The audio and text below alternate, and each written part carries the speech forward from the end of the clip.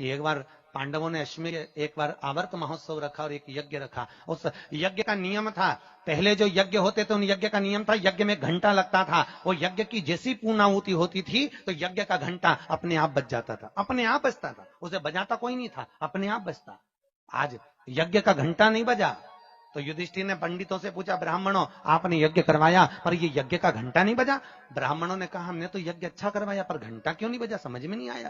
तब इतने में ब्राह्मणों में से एक ब्राह्मण यज्ञाचार्य ने कहा, मुझे लगता है यज्ञ दो तरह का होता है, एक यज्ञ जो अग्नि में सांकल्य दी जाती है तो अग्नि देवता प्रसन्न होते हैं, और दूसरा यज्ञ वो कि भंडारा किया जाए और लोगों के मुंह में भोजन दिया जाए, वो यज्ञ भी प्रबल होता है। महाराज हमको लगता है यहां दोनों यज्ञ हुए, एक यज्ञ आहुतियों का, एक यज्ञ भंडारे का। मुझे लगता है भंडारे में कोई भूखा रह गया है,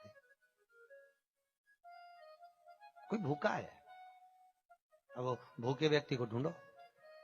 पांडव गए और पांडव जाकर जरा पता करो कि भूखा कौन है अपने नगर में, यज्ञ का घंटा बजेगा।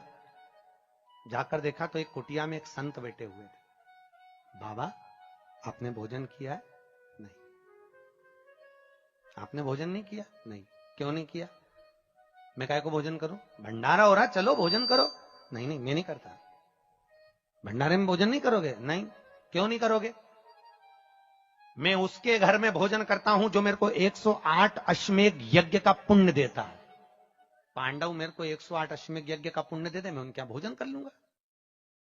अब पांडवों ने सोचा अपनी जिंदगी में पहला तो अश्वमेध यज्ञ कर रहा है और 108 अश्वमेध यज्ञ तो हमने कभी जिंदगी में नहीं करे, तो हम इसको पुण्य कहां से दे बाबा को। पांडव चले गए। द्रौपदी ने पूछा कोई मिला? हाँ एक संत मिला है पर 108 अश्वमेध यज्ञ का पुण्य मांग रहा है। द्रौपदी ने कहा चलो मैं लेके आती हूं उस बाबा को। द्रौपदी गई, रथ लाया गया। द्रौपदी ने कहा रथ में बैठकर नहीं जाऊंगी, पैदल जाऊंगी। चप्पल लाई, द्रौपदी ने कहा नग्न पैर से जाऊंगी। नंगे पैर द्रौपदी उस संत के दरवाजे पर पहुंच गई। बाबा चलो हमारे यहाँ यज्ञ हुआ है, भंडारे का भोजन करना। बाबा कहते हैं द्रौपदी तुझे मालूम नहीं, मुझे 108 अश्वमेध यज्ञ का पुण्य दे दे, मैं तेरे यहाँ भोजन कर लूंगा। द्रौपदी ने कहा लो बाबा संकल्प छोड़ती हूं और 108 अश्वमेध यज्ञ का पुण्य तुमको देती हूं।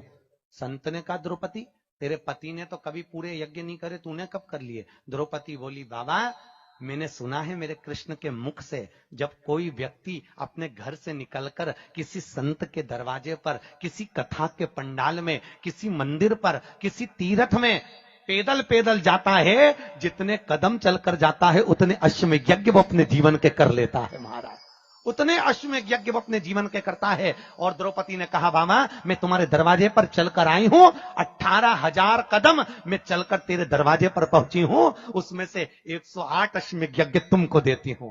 संत उठकर खड़ा हो गया, द्रौपदी के यहां गया, भोजन करा तो यज्ञ का घंटा बज गया महाराज, यज्ञ का घंटा बजा।